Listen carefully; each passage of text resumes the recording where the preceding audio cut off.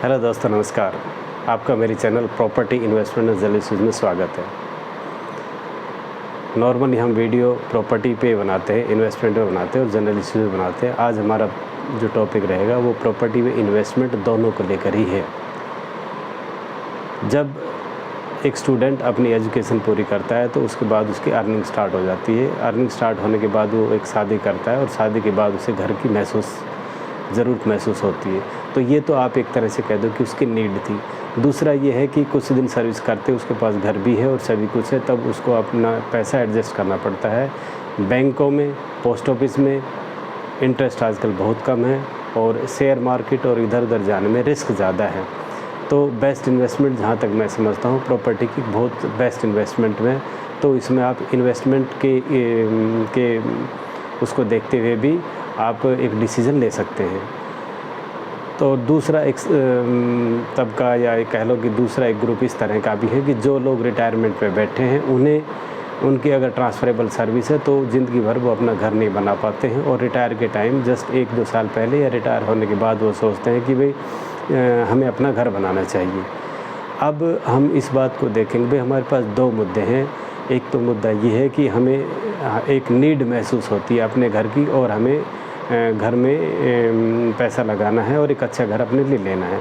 दूसरा इशू ये हो गया कि भाई घर वगैरह हमारे पास है, हमारे पास पैसे इकट्ठे हो गए हैं और हम कहाँ पे इन्वेस्टमेंट करें कि हमें ज़्यादा रिटर्न मिल सके।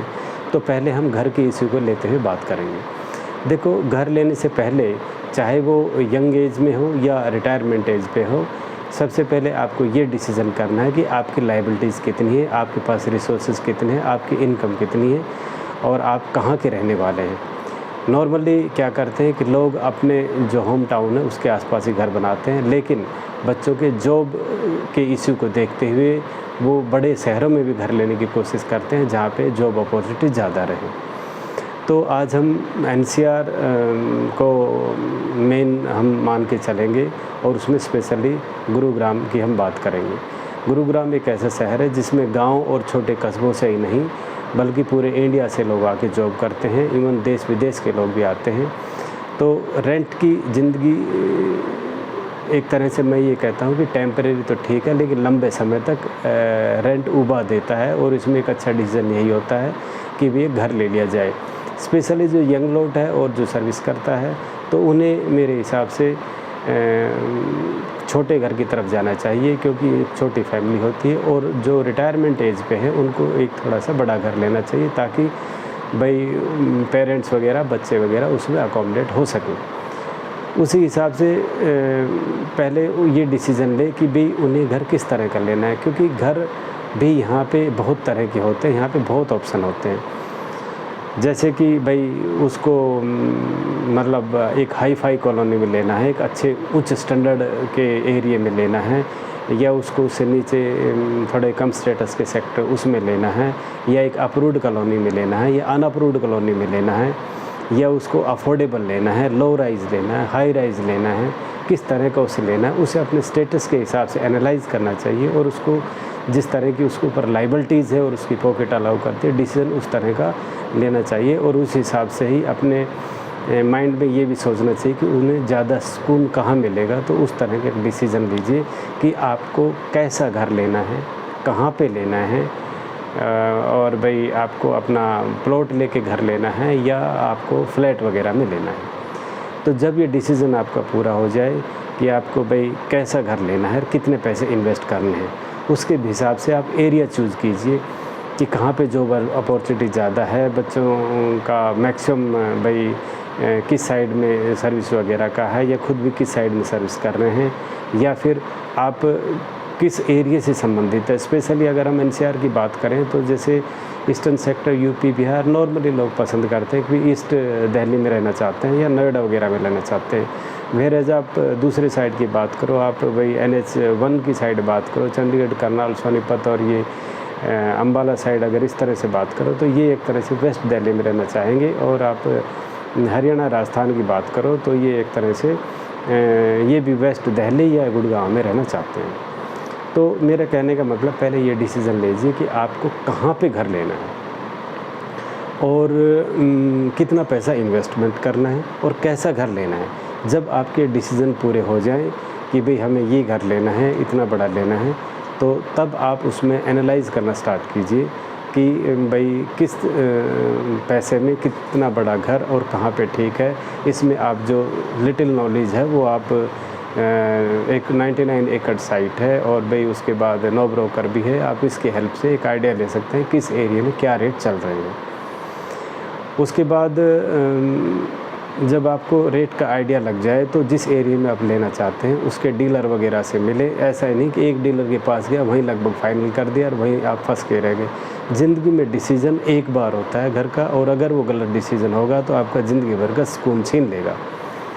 तो मेरी आपसे यही रिक्वेस्ट है कि आप घर लेने से पहले एक अच्छा होमवर्क कीजिए, और जब अपने आप में पूरी तरह संतुष्ट हो जाएं तो एक गाइड को, एक जिसको थोड़ी बहुत नॉलेज हो, उसकी हेल्प से कि भाई क्या क्या पेपर होते हैं, क्या चीज़ हमें देखनी चाहिए। आप इस बात को न सोचिए कि भाई इसके कमीशन होगा 0.5% या 1% इसको देना पड़ेगा। अगर आप ना भी देना चाहो तो किसी समझदार व्यक्ति को साथ लेके और तभी डिसीज़न लीजिए। अकेला डिसीज़न मत लीजिए, उसमें रिग्रेट ज़्यादा होते हैं और ये रिवर्ट बैक होना बहुत मुश्किल हो जाता है। तो मैं ये मतलब आपसे कहूँगा कि जब ये आपके डिसीज़न पूरे हो जाएं, स्पेशली जो रिटायरमेंट वाले जो बंदे होते हैं उसको ज़्यादा एनालाइज़ करना चाहिए, क्योंकि उनके पास दूसरा ऑप्शन नहीं होता। उनकी लाइफ की एक तरह से भाई अर्निंग एज चली जाती है, और अगर उसका गलत डिसीज़न हो गया तो उसमें अपने लिए और बच्चों के लिए एक तरह से अशांति वो पाल लेता है। और जो यंग लॉट है उसको ये है कि भी उसको भी रिसर्च करनी चाहिए और उस हिसाब से डिसीज़न ले लें कि क्या क्या पेपर्स उसमें चेक करने चाहिए, कितना लोन मिलेगा, कहाँ से लोन मिलेगा और कितने दिनों में हम इसको पे कर पाएंगे, हमारी कैपेसिटी क्या है, हमारी लायबिलिटीज़ क्या है। तो सही डायरेक्शन के लिए आपको एक अच्छी सलाह लेनी चाहिए और तब अपने पैसों को इन्वेस्टमेंट कीजिए। किसी में ऐसे झांसे में मत पड़िए, क्योंकि आजकल आप देखते हैं गुड़गांव में थोड़े केस ज़्यादा हैं, लेकिन नोएडा में इतने ज़्यादा केस हैं। बड़े बड़े रेपुटेटेड बिल्डर आज जेल में हैं, और उसके जेल में होने से जो कस्टमर था, जो विक्टिम है, उसका तो पैसा चला गया, उसका पैसा अटक गया, उसके जेल जाने से उसको पैसा नहीं मिलने वाला, बट एक बहुत बड़ी अशांति पैदा हो जाती है। तो इस डिसीज़न को बड़े आराम से और शांति से बैठ के जब आपकी अच्छी तरह समझ में आ जाए, पेपर वर्क आपकी समझ में आ जाए, पेमेंट प्लान आपकी समझ में आ जाए, तो ही इसको डिसीज़न लीजिए। ये तो हमारा हुआ एक घर खरीदने का डिसीज़न बनाना और घर लेना। अब हमारा दूसरा पहलू होता है इन्वेस्टमेंट। इन्वेस्टमेंट के हिसाब से अगर आपकी हमारी छोटी मोटी रिक्वायरमेंट नीड पूरी हो गई, उसके बाद हमारी सेविंग हो रही है और सेविंग भी अच्छी खासी हो गई है, तो हम नॉर्मली जैसे कहेंगे टैक्स के दायरे में 10, 20, 30% के टैक्स के दायरे में आ गए हैं। तो जब हम इन्फ्लेशन रेट को देखते हैं तो हमारी जो सेविंग बैंकों में या पोस्ट ऑफिस में कंपैरिजन करते हैं तो जितना इन्फ्लेशन होता है उसके हिसाब से ही हमें इंटरेस्ट मिलता है, बल्कि हमें कम इंटरेस्ट मिलता है। तो उस पैसे की वैल्यू कभी भी बढ़ती नहीं, डाउन जाती है। कभी आप ये सोचो मेरे पास इतने पैसे इकट्ठे हो गए और मैंने ये कर लिया, हाँ वो एक हेल्पफुल ज़रूर होता है कि आप इकट्ठे पैसे करके एक अच्छी जगह इन्वेस्ट कर सकते हैं, लेकिन उसकी वैल्यू लगभग वही रहती है। तो मेरा सुझाव आप लोगों से ये है कि भाई एफडी में बैंक या पोस्ट ऑफिस में ना डाल के आप शेयर मार्केट की तरफ मत जाइए, म्यूचुअल में मत जाइए। ये भी एक पैसों वालों का खेल है, इसमें भी बड़ा लालच पैदा हो जाता है। तो सुझाव ये है कि आप प्लीज़ प्रॉपर्टी में इन्वेस्टमेंट कीजिए। ज़रूरी नहीं कि आप शहर में इन्वेस्टमेंट करो, आप गांव में भी इन्वेस्टमेंट कर सकते हैं और अपने पैसे को पार्क कर सकते हैं। गुड़गांव में जहाँ तक हालत है आजकल प्लॉटों की, डेफिनेटली प्लॉट के जो रेट्स बहुत ज़्यादा महंगे हो गए हैं, और ये प्लॉट के रेट सिर्फ रईसों के लिए रह गए हैं।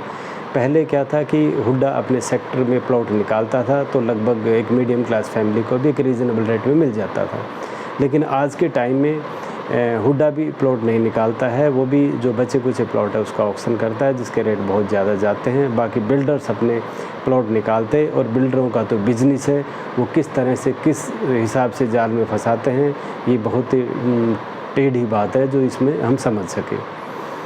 तो प्लॉटों की तरफ आप बड़े ही ध्यान से मूव कीजिए। कई बार तो ये होता है कि प्रॉपर्टी डीलर ही आपके इन्वेस्टमेंट का काफ़ी पैसा खा जाता है। सपोज़ करो आपने 1 करोड़ की चीज़ ली, तो आप मेरा यकीन मानिए 10 से 12 लाख तक बिल्डर उसको अपने आप में एडजस्ट कर जाता है। कमीशन तो एक दूर की बात है। तो बड़े सावधान रहिए, बहुत ही मुश्किल से पैसे कमाए जाते हैं। बहुत सोच समझ के इसको इन्वेस्टमेंट कीजिए। और किसी भी बड़े डिसीज़न के लिए घर ख़रीदना या भाई एक मोटा पैसा आपको ज़मीन में इन्वेस्टमेंट जो करते हो, उसके लिए विशेष ध्यान दीजिए। तो मेरा ये video just alertness awareness of the people था कि लाइफ भाई एक तरह से गलत इन्वेस्टमेंट से ख़राब नहीं हो जाए, घर का सुकून ना चला जाए। थैंक यू दोस्तों, हम नए वीडियो के साथ जल्दी ही हाजिर होंगे। अगर आपको पसंद आया तो प्लीज़ चैनल को सब्सक्राइब कीजिए और भाई कमेंट्स लीजिए, लाइक कीजिए। Thank you viewers, thank you.